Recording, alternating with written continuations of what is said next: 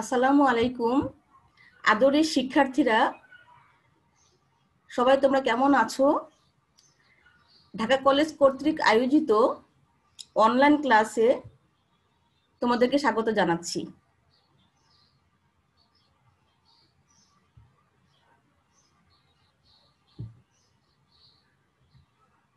আমি Helena Begum, professor, department of geography and environment, Dhaka college, Dhaka. আজকে আমি তোমাদের সাথে যে টপিকটা নিয়ে আলোচনা করতে চাচ্ছি সেটা হচ্ছে মনসুন উইন্ড বা মৌসুমী বায়ু। এটা ঢাকা বিশ্ববিদ্যালয়ের দ্বিতীয় বর্ষের সিলেবাসের কোর্স টাইটেল ক্লাইমেটোলজি এবং কোর্স কোড হচ্ছে GETH 2003।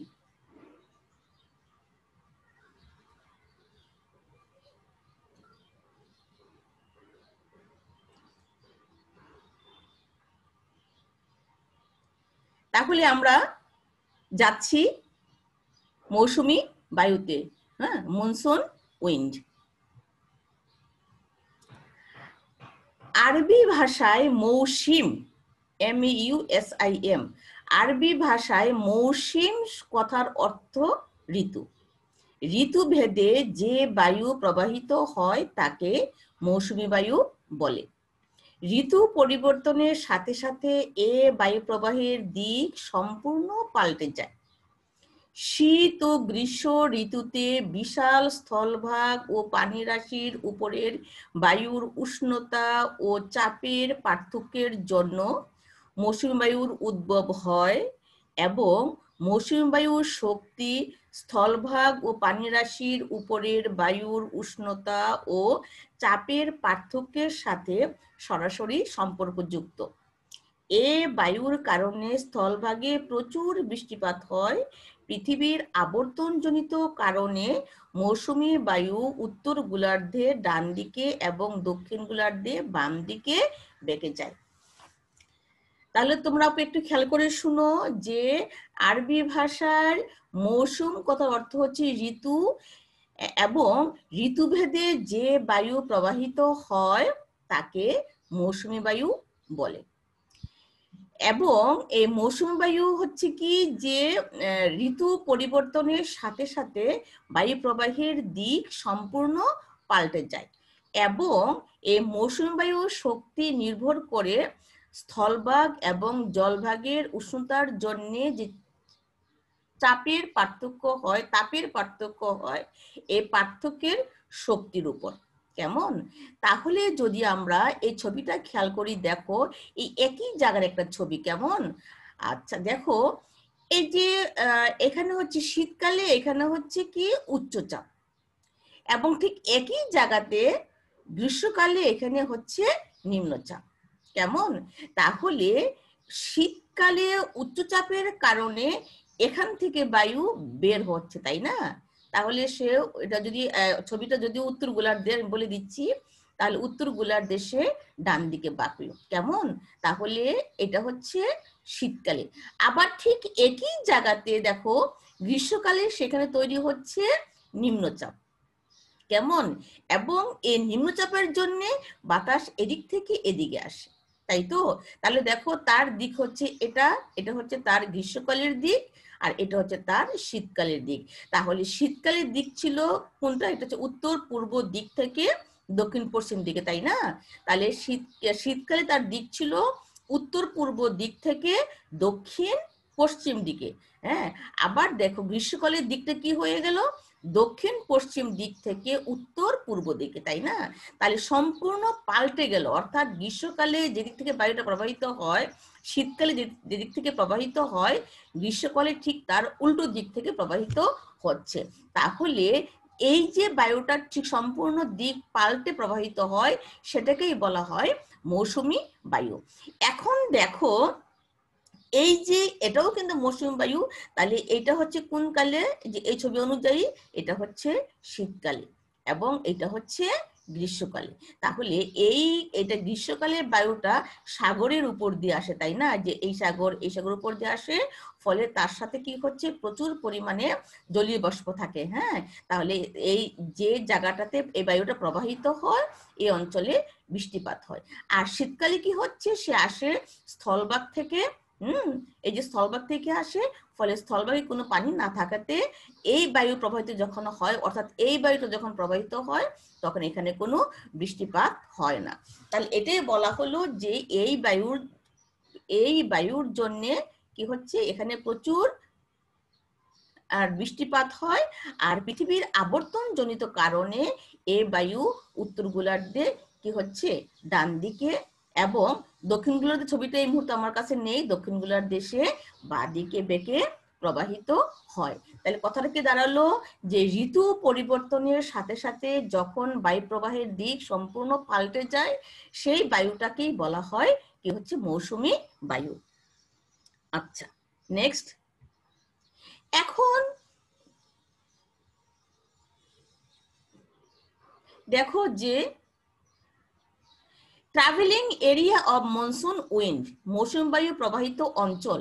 তাহলে মৌসুমী বায়ু কোন অঞ্চলে প্রবাহিত হয়, কেমন?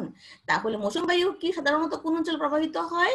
সাধারণত কর্কট ক্রান্তি ও মকর ক্রান্তি রেখার মধ্যবর্তী অঞ্চলে মৌসুমী বায়ু প্রবাহিত হয়। চিত্র, তাহলে এটা হচ্ছে চিত্রটা খেয়াল করে, এটা হচ্ছে নিরক্ষরেখা।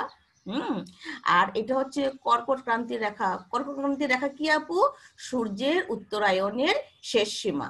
আর এটা হচ্ছে মকর ক্রান্তি, এটা অর্থ কি, যে সূর্যের দক্ষিণায়নের শেষ সীমা। তাহলে কর্কট ক্রান্তির কৌণিক মান হচ্ছে 23.5 ডিগ্রি উত্তর, এবং মকর ক্রান্তি রেখার কৌণিক মান হচ্ছে 23.5 ডিগ্রি দক্ষিণ। তাহলে সাধারণত এই অঞ্চলের মধ্যেই মৌসুমী বায়ু প্রবাহিত হয়। তাহলে কি দাঁড়ালো, যে মৌসুমী বায়ু সাধারণত ক্রান্তীয় অঞ্চল, এটার নাম হচ্ছে কিন্তু আবার হচ্ছে কি ক্রান্তীয় অঞ্চল, এটাকে আবার ক্রান্তীয় অঞ্চল বলা হয়, তাই না? তাহলে ক্রান্তীয় অঞ্চলের সীমা কতটুকুন? ক্রান্তীয় অঞ্চলের সীমা হচ্ছে 23.5 ডিগ্রি উত্তর থেকে 23.5 ডিগ্রি দক্ষিণ অক্ষাংশের মধ্যে যে অঞ্চলটা, সেটাই হচ্ছে ক্রান্তীয় অঞ্চল। নেক্সট। হ্যাঁ, এখন আমাদের কি হচ্ছে, ক্লাসিফিকেশন অফ মনসুন উইন্ড, মৌসুমী বায়ুর শ্রেণী বিভাগ।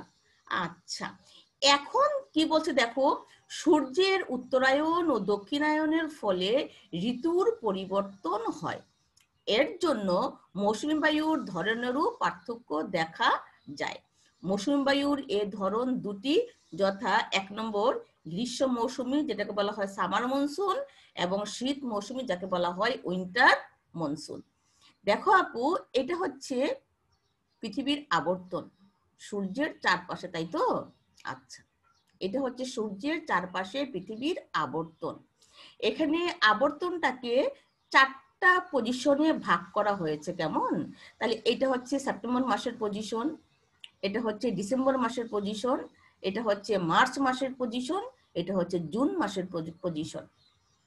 আর দেখো প্রত্যেকটা হচ্ছে নিরক্ষরেখা, এটা হচ্ছে নিরক্ষরেখা, এটা হচ্ছে নিরক্ষরেখা, এটা হচ্ছে নিরক্ষরেখা, এটা হচ্ছে নিরক্ষরেখা। তো তোমরা খেয়াল করো আপু, তোমরা যদি এই দুটো পজিশন ভালো করে খেয়াল করো, দেখো জুন মাসের পজিশনটা কি, দেখো যে এটা হচ্ছে উত্তর গোলার্ধ, তাই না? তো জুন মাসে উত্তর গোলার্ধ সবচেয়ে বেশি তাপমাত্রা পায়, সে অনুপাতে দক্ষিণ গোলার্ধ দেখো অনেক কম তাপমাত্রা পায় বা তাপ পায়, কেমন? আর ঠিক একইভাবে ডিসেম্বর মাসে কি হচ্ছে, দেখো দক্ষিণ গোলার্ধ বেশি তাপ পায়, অথবা দক্ষিণ গোলার্ধ তাপমাত্রা বেশি, ঠিক একইভাবে উত্তর গোলার্ধে তাপমাত্রা কম। এই যে, এবং সেপ্টেম্বরে কি হচ্ছে, উভয় গোলার্ধ সমান তাপ পায়, ঠিক একইভাবে মার্চ মাসে উভয় গোলার্ধ সমান তাপ পায়। তাহলে যদি আমরা জুন খেয়াল করি, তাহলে উত্তর গোলার্ধ বেশি তাপ পায়, এবং ডিসেম্বর মাসে দক্ষিণ গোলার্ধ তাপ বেশি পায়। তাহলে এই তাপে পাওয়ার যে তারতম্য, তাহলে যেখানে তাপ বেশি পায় সেখানে বাতাস গরম থাকবে,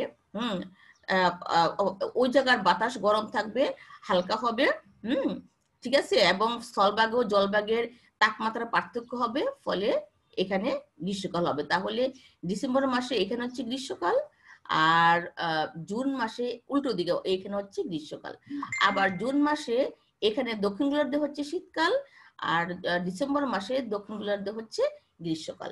তাহলে এই যে ঋতু পরিবর্তন হচ্ছে, এই ঋতু পরিবর্তনের জন্য কি হচ্ছে, যে মৌসুমী বায়ুর মধ্যে ধরনেরও পার্থক্য হচ্ছে। তাহলে এই ধরন হচ্ছে কয়টা, সেটা হচ্ছে দুটো, একটা হচ্ছে গ্রীষ্ম মৌসুমী আর একটা হচ্ছে শীত মৌসুমী। কেমন? তাহলে এই অঞ্চলে এই গ্রীষ্মকালে থাকবে একরকম, শীতকালে থাকবে একরকম, এখানেও গ্রীষ্মকালে থাকবে একরকম, শীতকালে থাকবে একরকম, এখানেও গ্রীষ্মকালে থাকবে একরকম, শীতকালে একরকম। কিন্তু এই যেহেতু উভয় গোলার্ধ সমান তাপ এবং আলো পায়, এর জন্য এখানে চেঞ্জটা খুব একটা বোঝা যায় না। কিন্তু এখানে এই দুটো অঞ্চলে খুব বেশি পার্থক্য বোঝা যায়। কেমন? নেক্সট, এখন একটা ছিল গ্রীষ্ম মৌসুমী, হ্যাঁ, একটা ছিল শীত মৌসুমী। এখন হচ্ছে আমাদের গ্রীষ্ম মৌসুমী, সামার মনসুন। গ্রীষ্মকালে আগের ছবি অনুযায়ী গ্রীষ্মকালে এটা, তাই তো, এই যে গ্রীষ্মকালে, কেমন? গ্রীষ্মকালে জুন মাসে এখানটা, তাই না? আচ্ছা, তাহলে গ্রীষ্মকালে মে জুন মাসে উত্তর গোলার্ধে সূর্য আপাত গতিতে কর্কট ক্রান্তি রেখার নিকট আসে। খেয়াল করো আপু, এটা হচ্ছে গ্লোব, এটা হচ্ছে তার নিরক্ষরেখা। এখন সূর্য কোথায়? সূর্য হচ্ছে এখানে, তাই লম্বভাবে কিরণ দিচ্ছে হচ্ছে ধরো অনেকটা এই জায়গাটাতে, কেমন? এই জায়গাটাতে, অর্থাৎ সূর্যের উত্তরায়ণ হচ্ছে, তাই না? উত্তরায়ণ। কর্কট ক্রান্তীয় অঞ্চলে স্থলভাগ অপেক্ষা জলভাগ অধিক। দেখো, এইটা হচ্ছে কর্কট ক্রান্তীয় অঞ্চল, তাই না? তাহলে এখানকার স্থলভাগ আর এটা হচ্ছে জলভাগ। এখানে দেখো যে অনেক কম পরিমাণে জলভাগ এবং বেশি পরিমাণে হচ্ছে স্থলভাগ। তোমরা যদি এই গ্লোবটাতেও দেখো তাহলে দেখতে পাচ্ছ যে এটা হচ্ছে, এই জায়গাটা হচ্ছে কর্কট ক্রান্তীয় অঞ্চল, এবং এখানে হচ্ছে জলভাগ কম, স্থলভাগ হচ্ছে বেশি।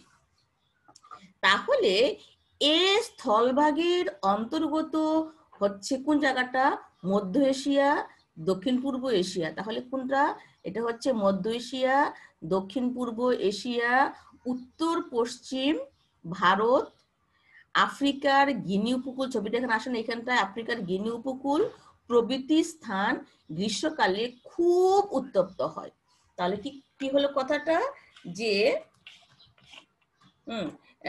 যখন সূর্যের উত্তরায়ণ হয় তখন এই যে এশিয়ার এই অঞ্চলটা এবং আফ্রিকার গিনি উপকূল, কেমন? আফ্রিকার গিনি উপকূল কি হচ্ছে, অনেক উষ্ণ হয়। কেমন?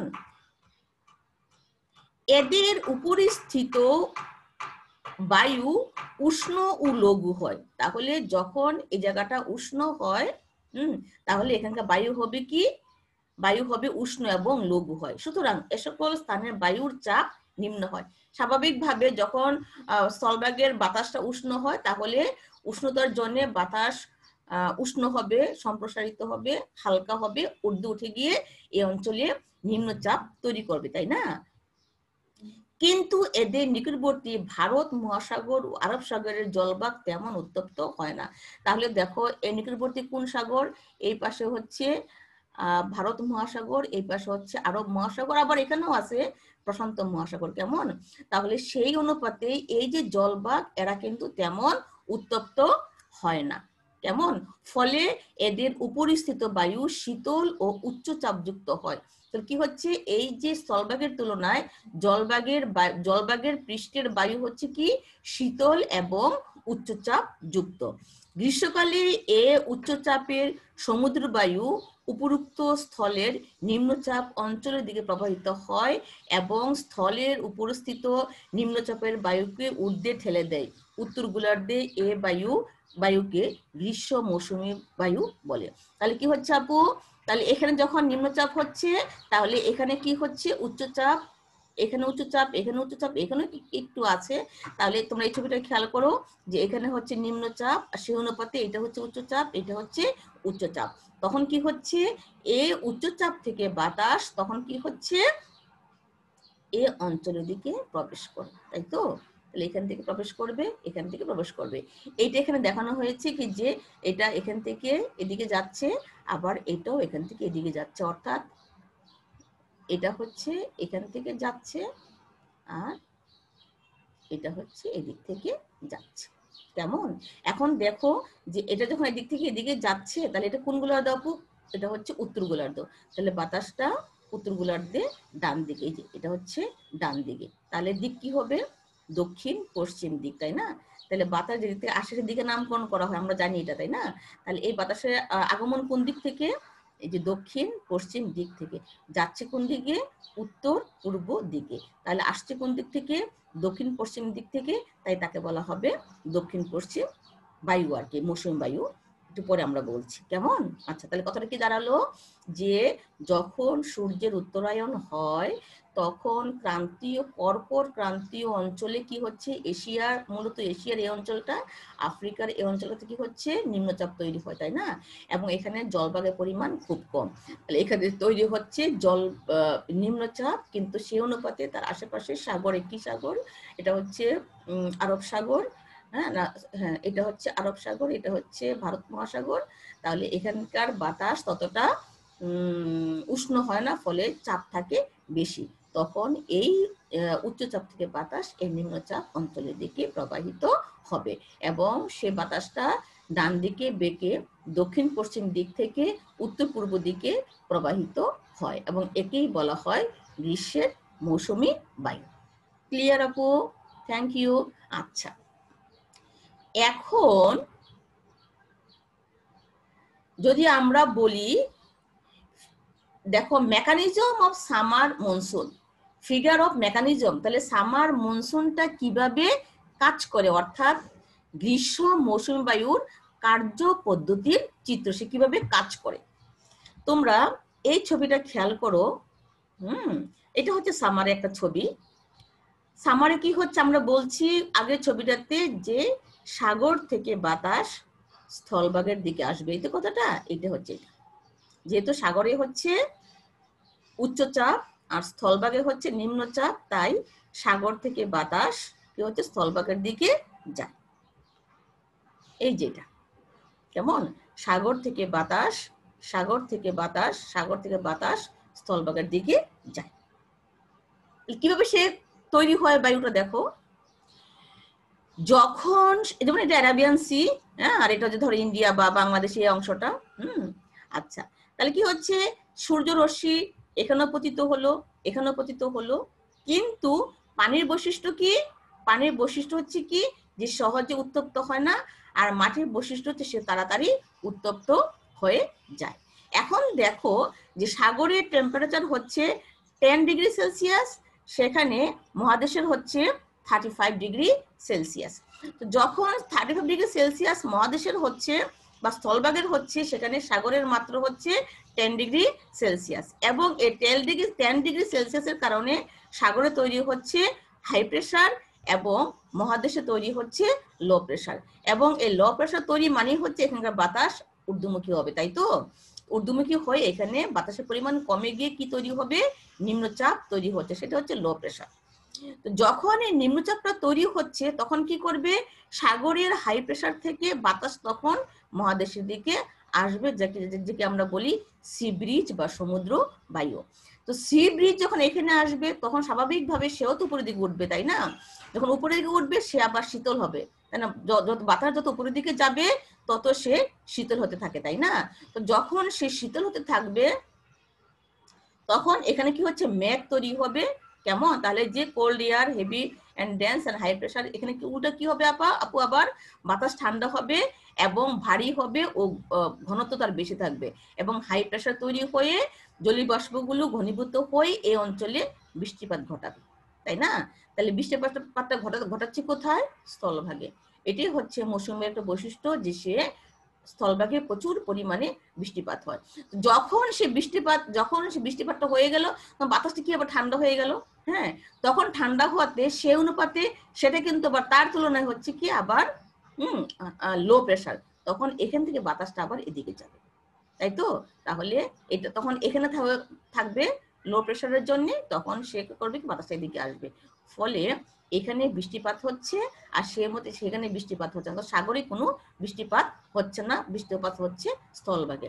এর জন্য হচ্ছে মৌসুমী বায়ু স্থলভাগে প্রচুর পরিমাণে বৃষ্টিপাত ঘটায় এবং এভাবে হচ্ছে কি যে ঘূর্ণ তৈরি হয়, কেমন? ঘূর্ণ তৈরি হয়, আর এটাই হচ্ছে এটা। ক্লিয়ার?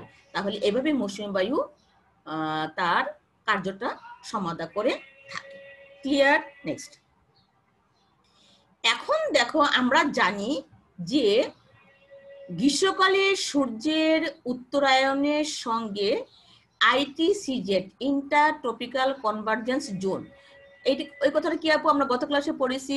ইন্টার ট্রপিক্যাল, এই দেখো এখানে ইন্টার ট্রপিক্যাল কনভার্জেন্স জোন হচ্ছে, এটা কোন বায়ু? গত ক্লাসের পড়া, এটা হচ্ছে উত্তর পূর্ব অয়ন বায়ু এবং এটা হচ্ছে দক্ষিণ পূর্ব অয়ন বায়ু, তাই না? এটা হচ্ছে উত্তর পূর্ব অয়ন বায়ু এবং দক্ষিণ পূর্ব অয়ন বায়ু। তাহলে উত্তর পূর্ব অয়ন বায়ু, দক্ষিণ পূর্ব অয়ন বায়ু যেখানে সে মিশে, ওরা যদি মিশতে পারে আবার উপরে উঠে যায়, তাহলে এই অঞ্চলটাকে বলা হয় আন্তঃক্রান্তীয় অভিসরণ অঞ্চল বা আইটিসিজেড। তাহলে এটা হচ্ছে আন্তঃক্রান্তীয় অভিসরণ অঞ্চল, কেমন? আচ্ছা, এখন যেটা বলা হলো যে এই চিত্র অনুযায়ী যখন সূর্যের উত্তরায়ণ হয়, কেমন? তখন কি হচ্ছে?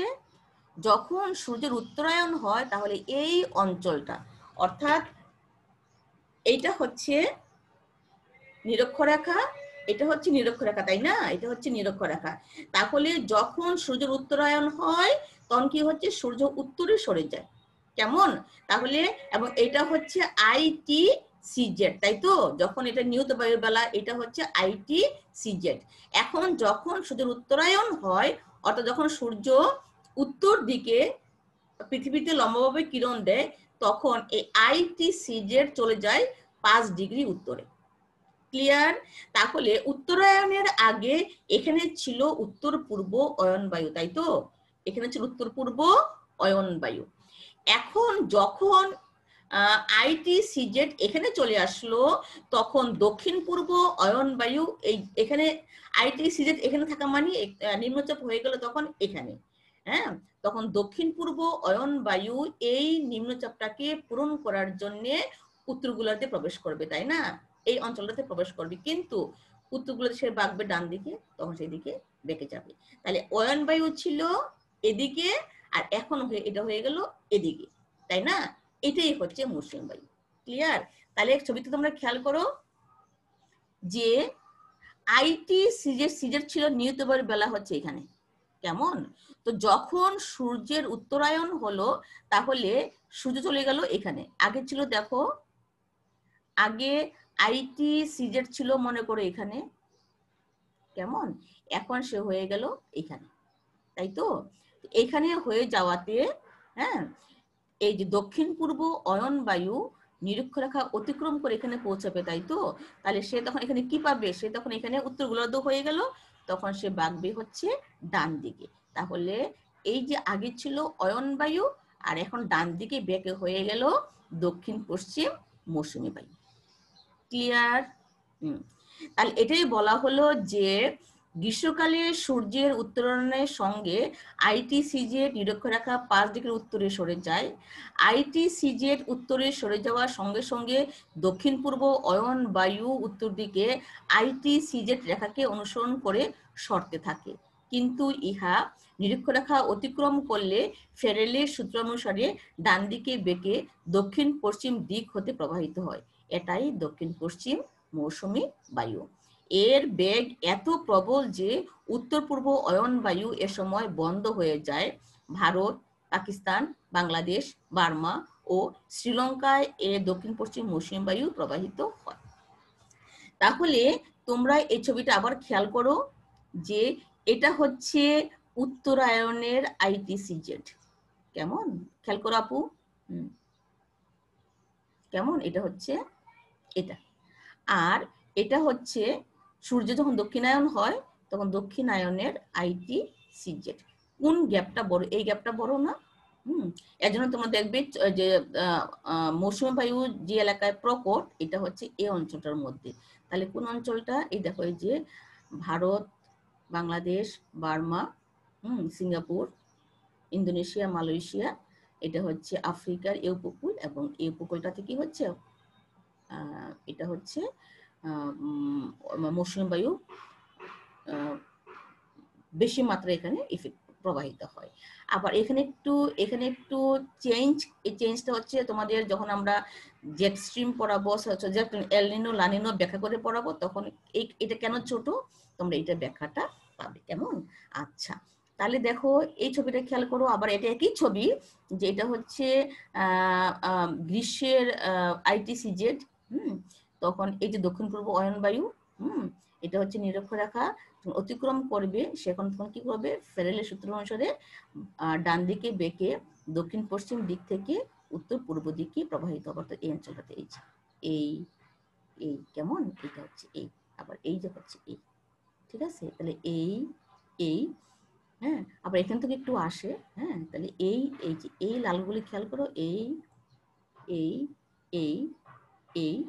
এবং এগুলো হচ্ছে কি, এটা একটু আছে, এটা হচ্ছে দক্ষিণ পশ্চিম মৌসুমী বায়ু। নেক্সট, আচ্ছা, দক্ষিণ পশ্চিম মৌসুমী বায়ুর যে শাখা আরব সাগরের উপর দিয়ে প্রবাহিত হয়, তার প্রভাবে ভারতের পশ্চিম উপকূলে প্রচুর বৃষ্টিপাত হয়, এবং যে শাখা বঙ্গোপসাগরের উপর দিয়ে প্রবাহিত হয়, তার প্রভাবে পশ্চিমবঙ্গ, আসাম, বাংলাদেশ, বিহার, উত্তরপ্রদেশ ও পাঞ্জাবে প্রচুর বৃষ্টিপাত হয়। দেখো আগের ছবিটাই, এটা হচ্ছে কি আরব সাগর, ভারত মহাসাগর, তাই না? এটা ভারত মহাসাগর, এটা ধরো বঙ্গোপসাগর। কেমন? এটা হচ্ছে বঙ্গোপসাগর, এটা হচ্ছে ভারত মহাসাগর, এটা হচ্ছে আরব সাগর। তাহলে যেটা কি হচ্ছে আরব সাগরের উপর দিয়ে প্রবাহিত হয়, তাহলে সে কাকে পায়? ভারতের পশ্চিম উপকূলটাকে পায়, তাই না? তাহলে ভারতের পশ্চিম উপকূলে প্রচুর বৃষ্টিপাত হয়, আর যেটা বঙ্গোপসাগরের উপর দিয়ে প্রবাহিত হয় সেটা হচ্ছে পশ্চিমবঙ্গ, বাংলাদেশ, বিহার, উত্তরপ্রদেশ ও পাঞ্জাবে, বার্মা, মায়ানমার, এই অঞ্চলে প্রচুর পরিমাণে বৃষ্টিপাত হয়। ক্লিয়ার? আচ্ছা, উল্লিখিত অঞ্চলসমূহের অর্থনীতির এক বিরাট অংশ এই দক্ষিণ পশ্চিম মৌসুমী বায়ুর উপর নির্ভরশীল। তবে অতিরিক্ত বৃষ্টিপাত অনেক সময় বন্যার কারণ হয়ে অর্থনীতির ক্ষতিও করে থাকে।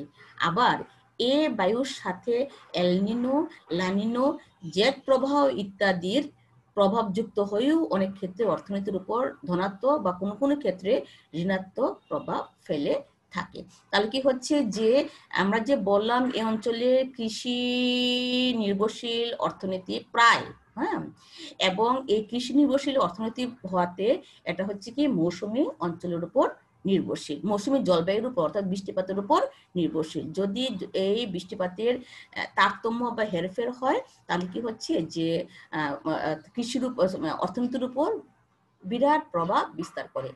আবার আমরা জানি যে কোনো কোনো সময় এল নিনো, লা নিনো বা জেট প্রবাহ মানে হচ্ছে যেটা উপরের বায়ু প্রবাহিত হয়, এই যদি এর সাথে সংযুক্ত হয়, তাহলে এর প্রভাবটা কোনো কোনো সময় ধনাত্মক হয়, আবার কোনো কোনো সময় ঋণাত্মক হয়। এই ধনাত্মক এবং ঋণাত্মক প্রভাবের জন্য এই অঞ্চলে অর্থনীতির উপরও ব্যাপক প্রভাব পরিলক্ষিত হয়।